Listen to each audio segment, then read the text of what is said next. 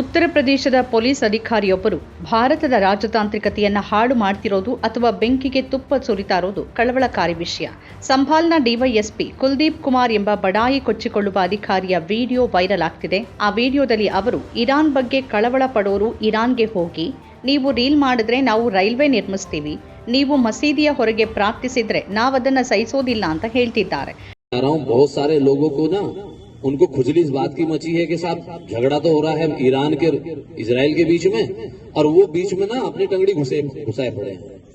भाई अगर इतनी दिक्कत है तो आप बैठ जाओ जहाज में. जब जहाज लेने जा रहा है वहाँ ईरान में फंसे हुए भारतीयों को, तो जहाज में बैठ जाओ और चले जाओ और जाओ लड़ो ईरान की तरफ से, लौट के आ जाओ. कहीं पर किसी भी प्रकार का किसी नमाज में, अलविदा की नमाज में या जुमे की नमाज में कोई भी किसी प्रकार के किसी देश के विरोध में, किसी के विरोध में कोई स्लोगन, कोई पट्टी, कोई नारा ये नहीं होना चाहिए. ಸಮವಸ್ತ್ರದಲ್ಲಿರುವ ವ್ಯಕ್ತಿ ಇಂತಹ ಮಾತನ್ನ ಹೇಳಿದಾಗ ಅದು ಸಮಾಜಕ್ಕೆ ಯಾವ ಸಂದೇಶ ಕಳಿಸುತ್ತೆ? ಇದು ಉತ್ತರ ಪ್ರದೇಶದಲ್ಲಿನ ಪ್ರಜಾಪ್ರಭುತ್ವದ ಸ್ಥಿತಿನಾ ಅನ್ನೋ ಪ್ರಶ್ನೆ ಕೇಳಬೇಕಾಗತ್ತೆ. ಇದು ಬಹಳ ಅಗ್ಗದ ಹೇಳಿಕೆ. ಇದು ಸಾಕಷ್ಟು ನಗೆಪಾಟಲಿಗೆ ಈಡಾಗುವಂಥದ್ದು. ನಮ್ಮ ಅಗತ್ಯದ ತೈಲ ಹೋರ್ಮುಜ್ ಜಲಸಂಧಿಯಿಂದ ಬರುತ್ತೆ. ಪ್ರಧಾನಿ ಮೋದಿ ನಿನ್ನೆ ಇರಾನಿನ ಅಧ್ಯಕ್ಷರೊಂದಿಗೆ ಮಾತಾಡಿದ್ರು. ನಮ್ಮ ವಿದೇಶಾಂಗ ಸಚಿವರು ಇರಾನಿನ ವಿದೇಶಾಂಗ ಸಚಿವರೊಂದಿಗೆ ಮಾತಾಡ್ತಾ ಇದ್ದಾರೆ.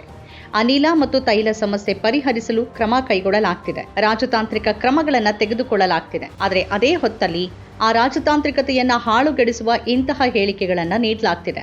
ಹೋರ್ಮುಜ್ ರಾಜ್ಯದಲ್ಲಿ ಎಷ್ಟು ಭಾರತೀಯರು ಸಿಲುಕೊಂಡಿದ್ದಾರೆ ಅಂತ ಅವರಿಗೆ ತಿಳಿದಿದೆಯಾ? ಎಷ್ಟು ಭಾರತೀಯ ಹಡಗುಗಳು ಸಿಲುಕೊಂಡಿವೆ ಅಂತ ಅವರಿಗೆ ತಿಳಿದಿದೆಯಾ?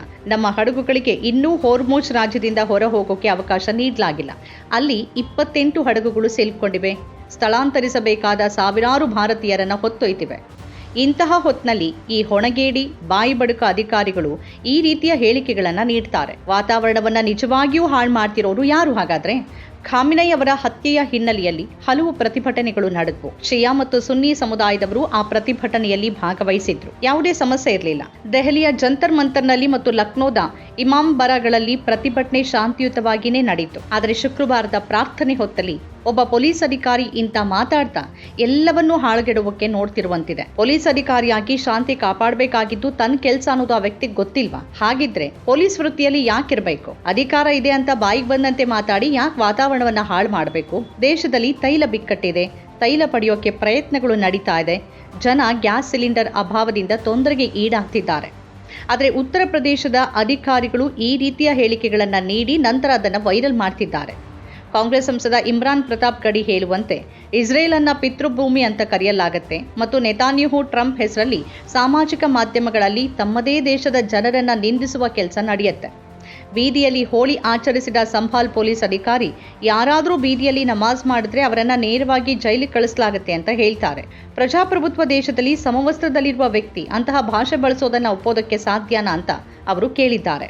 ಶಾಂತಿ ಸಮಿತಿ ಸಭೆಯಲ್ಲಿ ಸಂಭಾಲ್ ಪೊಲೀಸ್ ಅಧಿಕಾರಿಗಳು ಬಳಸಿದ ಭಾಷೆ ಕನಿಷ್ಠ ಶಾಂತಿ ಮತ್ತು ಸಹೋದರತ್ವವನ್ನು ಸೂಚಿಸುತ್ತಿರಲಿಲ್ಲ. ಪೊಲೀಸರಾಗಲಿ ಅಥವಾ ಯಾವುದೇ ಬಲವಾಗಲಿ ಭಾರತದ ನಾಗರಿಕರ ಮೂಲಭೂತ ಹಕ್ಕುಗಳನ್ನು ಕಸಿದುಕೊಳ್ಳೋಕೆ ಸಂವಿಧಾನ ಅವಕಾಶ ನೀಡೋದಿಲ್ಲ. ಇದನ್ನ ಆ ಅಧಿಕಾರಿಗೆ ಅರ್ಥ ಮಾಡಿಸಬೇಕಿದೆ. ಸಂವಿಧಾನದ ಪೀಠಿಕೆಯನ್ನ ಸರಿಯಾಗಿ ಕಂಠಪಾಠ ಮಾಡುವಂತೆ ಯುಪಿ ಪೊಲೀಸರನ್ನ ವಿನಂತಿಸಲಾಗಿದೆ ಅಂತ ಇಮ್ರಾನ್ ಪ್ರತಾಪ್ ಗಡಿ ಹೇಳಿದ್ದಾರೆ. जिनको इजराइल के लिए रोना है वो कहां चले जाएं? सीओ साहब से पलट के जवाब पूछिए ना. मुझे लगता है कि एक जिम्मेदार अधिकारी की भाषा ये नहीं होनी चाहिए. पीस कमेटी की मीटिंग में अमन और भाईचारे की बात हो, धमकाने की बात ना हो. ಅನೇಕ ಜನ ಇದಕ್ಕೆ ಪ್ರತಿಕ್ರಿಯಿಸ್ತಾ ಇದ್ದಾರೆ.